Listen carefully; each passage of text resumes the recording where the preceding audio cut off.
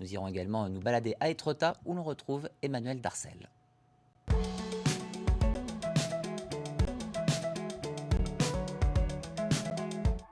Bonsoir, toute cette semaine je vous propose de partir à la découverte des falaises de la Côte d'Albâtre entre Saint-Jouin-Bruneval et Étretat. Un espace naturel remarquable entre terre et mer qui a inspiré les peintres du 19e et les photographes d'aujourd'hui. L'un d'entre eux, qui vit à Étretat, a accepté de nous laisser l'accompagner.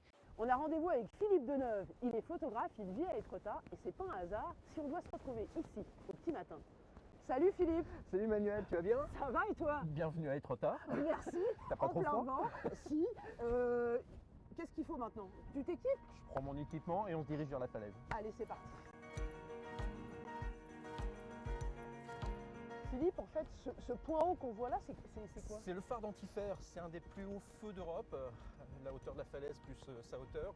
Ça te donne envie de faire une petite photo ou... Alors moi, ce que je te propose, c'est d'aller un petit peu plus loin parce qu'on aura des broussailles, on aura un peu de végétation, ce sera plus sympa. Là, la sensation avec les plantes qui bougent, ça peut rappeler aussi la mer. On appelle ça l'heure bleue. À peu près 20 minutes avant le lever du soleil et 20 minutes après le coucher. Et en fait, ça donne des lumières très teintées et c'est assez sublime parce que c'est pas ce que l'on voit dans la journée, forcément. Donc là, on est sur la valeuse d'Antifer, en fait. Oui, voilà, c'est ça. C'est-à-dire que c'est l'extrémité de la balade que je vous propose. Le Tilleul d'un côté, le Bénouville de l'autre côté et Étretat au milieu, quoi, en fait. Et là, on arrive droit sur la mer, ça va être magnifique. Là, c'est un chemin que tu pratiques, Oui, mais que oui, tout le oui. monde peut pratiquer. En Bien fait. On est sûr. sur un GR. Le GR 21, et donc là, on peut effectivement le pratiquer en famille, pour peu que l'on reste bien le long des clôtures, pour ne pas s'approcher du bord, forcément. Voilà. C'est la falaise secrète d'Étretat, la Manneporte. À l'origine, les falaises allaient beaucoup plus loin en mer. Et en fait, avec l'érosion, les falaises ont reculé.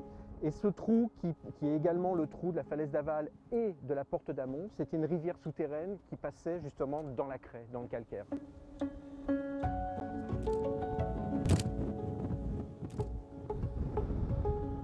Ce paysage, il est toujours confronté au temps.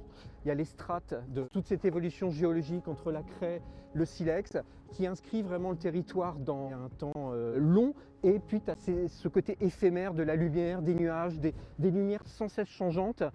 Enfin, c'est un paradoxe de temps, mais en même temps c'est complémentaire. C'est ça qui est fabuleux, quoi.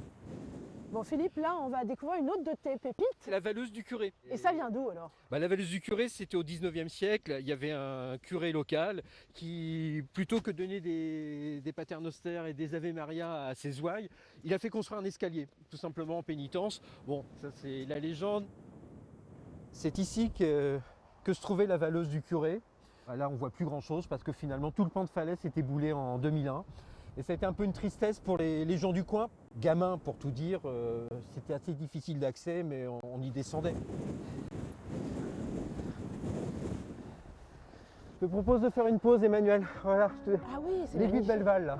Je connaissais pas ce coin-là. Non, mais elle est peu connue, en fait. Quand on se met dans l'axe, au pied, on voit qu'elle est vraiment creusée par l'érosion marine.